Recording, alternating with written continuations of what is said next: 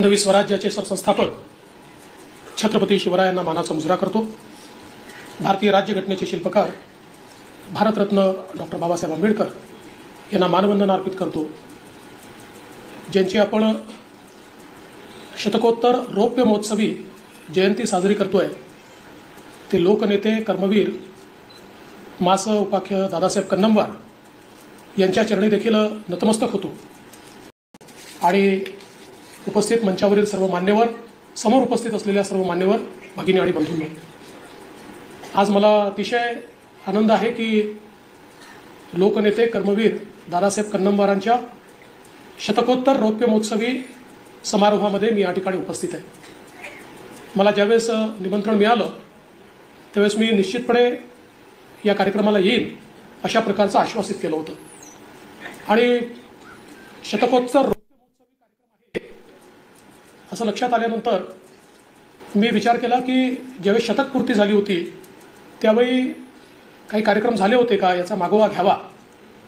तर माझ्या असं लक्षात आलं की दुर्दैवाने त्या काळामध्ये एक फक्त मुख्यमंत्र्यांची बैठक झाली, कार्यक्रम घ्यावा असं ठरलं, पण जी काही कारणं असतील त्या कारणांमुळे ती जी काही शतकी अशा प्रकारची जयंती होती किंवा ते जयंतीचं जे वर्ष होतं ते काही त्या ठिकाणी साजरं होऊ शकलं नव्हतं आणि म्हणून मला अगदी मनापासून वाटत होतं की या कार्यक्रमाला आपण गेलं पाहिजे। याचं कारण दादासाहेब कन्नमवार यांच्यासारखा एक नेता ज्यांनी देशाच्या स्वातंत्र्य संग्रामामध्ये सहभाग घेतला आणि सातत्याने आपल्या जिल्ह्याचा, आपल्या राज्याचा विकास झाला पाहिजे हा ध्यास घेऊन एक व्रतस्थ अशा प्रकारचं जीवन ते सातत्याने जगले आणि म्हणूनच अशा प्रकारच्या नेत्याचा समाजाला विसर पडू नये। समाजामध्ये अशा प्रकारचे जे नेते असतात हेच खऱ्या अर्थानं पुढच्या पिढ्यांना प्रेरणा देत असतात आणि म्हणूनच मी हा निर्णय केला की हा कार्यक्रम आपण स्वीकारला पाहिजे आणि या कार्यक्रमाला आपण गेलो पाहिजे आणि या निमित्ताने कर्मवीर दादासाहेब कन्नमवारांची आठवण ही पुन्हा एकदा समाजातल्या नव्या पिढीला झाली पाहिजे या दृष्टीने आज या ठिकाणी मी आलो आणि म्हणून या समितीचे मी अतिशय मनापासून आभार मानतो की या चांगल्या कार्यक्रमाकरता आपण या ठिकाणी मला निमंत्रित केलं। मग अशी बोलत असताना आमच्या दोन्ही वक्त्यांनी सांगितलं वारांच्या संदर्भात। मला माहिती आहे वाघांचा आणि वारांचा जिल्हा आहे, पण जे सुधीर भाऊ मुनगंटीवार तर आमचे नेतेच आहेत, विजय भाऊ असतील किंवा किशोर भाऊ असतील आमचे मित्र आहेत, पण तुम्हाला एक सांगतो की कुठलेही वार असले तरी देखील त्यांचा आम्ही सन्मानच करतो, कारण आम्ही हेडगेवारांची अनुयायी आहे। त्याच्यामुळे वार हे आडनाव आल्याबरोबर आमचे हात असेच असतात।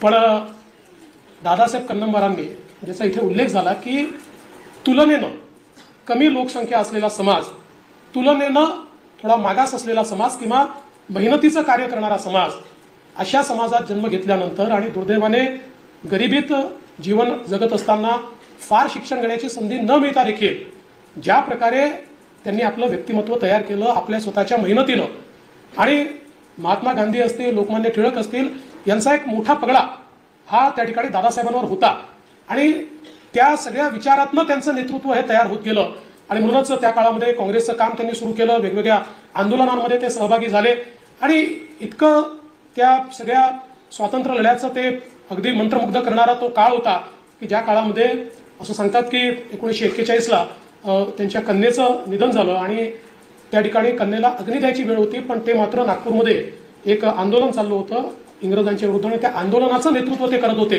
आणि नेतृत्व करत असल्यामुळे ते त्या ठिकाणी अग्नी देण्याकरता किंवा अंतिम संस्काराला देखील जाऊ शकले नाहीत। अशा प्रकारची मंडळी होती की जी ध्येयवादाने प्रेरित होती, आपलं जे ध्येय आहे ते पूर्ण केल्याशिवाय आपल्याला शांत बसता येणार नाही अशा प्रकारचा विचार करणारी मंडळी होती आणि म्हणूनच एक मोठं संघटन हे त्यांनी उभं केलं। मगाशी ज्याचा उल्लेख झाला त्यांना आपलं जे मध्य प्रदेशचं राज्य होतं त्याच्यामध्ये मंत्री म्हणून काम करण्याची संधी मिळाली, पण सगळ्यात महत्त्वाचं होतं की त्या काळामध्ये आपल्याला कल्पना आहे की मोठ्या प्रमाणात विदर्भ वेगळा झाला पाहिजे या संदर्भातले विदर्भातल्या नेत्यांमध्ये एक आंदोलन होतं, एक सगळ्यांची इच्छा होती।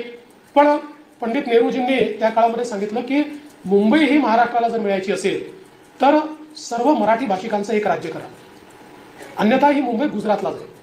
आणि मग महाराष्ट्रातल्या नेत्यांनी आणि विशेषतः यशवंतराव चव्हाणांनी विदर्भातल्या नेत्यांना साथ घातली की जर मराठी भाषिक सगळे एक झाले नाही तर मुंबई जी आपली आहे, महाराष्ट्राची आहे, मराठी माणसाची आहे, हे गुजरातला जाईल आणि म्हणून तुम्ही त्या ठिकाणी एकत्रित या.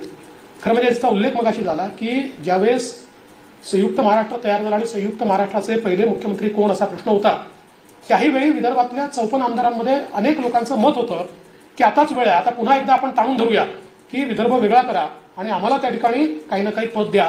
पण त्यावेळी दादासाहेब कन्नमवारांनी भूमिका घेतली की आता ही वेळ नाही आहे, आता आपण महाराष्ट्र एकत्रित केलेला आहे, या महाराष्ट्राला पुढे न्यायचं आहे आणि महाराष्ट्राला पुढे न्यायचं असेल तर यशवंतराव चव्हाण एक द्रष्ट नेतृत्व आहे, या नेतृत्वाच्या पाठीमागे आपण सगळ्या 54 लोकांनी उभं राहिलं पाहिजे आणि त्यातनं खऱ्या अर्थानं एक मोठं पाठबळ हे यशवंतराव चव्हाणांना त्या काळामध्ये दादासाहेबांमुळे मिळालं आणि मग यशवंतरावांनी ज्या प्रकारे महाराष्ट्राची देशाची सेवा केली ही आपण सगळ्यांनी बघितलेली आहे. यशवंतराव त्या ठिकाणी दिल्लीला गेल्यानंतर कन्नमवार साहेबांना दादासाहेबांना खरं म्हणजे महाराष्ट्राची धुरा त्या ठिकाणी मिळाली आणि तो काळ असा होता की आपल्याला माहिती आहे युद्धाचा काळ होता. युद्धाच्या काळामध्ये या महाराष्ट्रामध्ये दादासाहेबांनी, कारण त्यावेळी आव्हान करण्यात आलं होतं की देशाला पैशाची गरज आहे, देशाला शस्त्रास्त्र खरेदी करायची आहे, देश चालवायचा असेल तर पैसा लागणार आहे आणि म्हणून वेगवेगळ्या राज्यांनी त्या ठिकाणी पैसा जमा करणं सुरू केलं.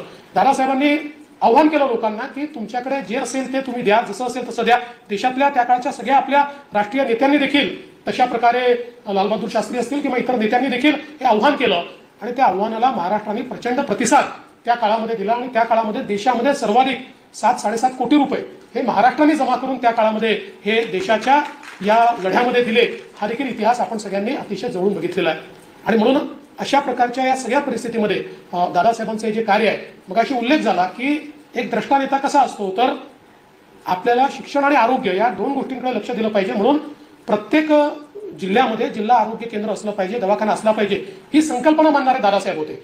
आज तर आपल्याला त्याच्या पलीकडे आपण गेलो, आता आपण जिल्हा तिथे मेडिकल कॉलेज केलं, पण अगदी त्या ठिकाणी ज्या प्राथमिक सेवा आहेत त्या सेवांची सुरुवात करायची, या संदर्भात दादासाहेबांचं जे काम होतं ते मला असं वाटतं अत्यंत महत्त्वाचं होतं. खरं म्हणजे त्यांना मुख्यमंत्री म्हणून फार कमी काळ मिळाला. ते 1 वर्ष 4 दिवस एवढेच काळ ते मुख्यमंत्री होते आणि त्यानंतर दुःखद त्यांचं निधन झालं. कदाचित अधिक काळ मुख्यमंत्री ते राहू शकले असते तर अजून विकासाचे जे त्यांच्या संकल्पना आहेत त्या संकल्पना त्यांनी निश्चितपणे मांडल्या असत्या.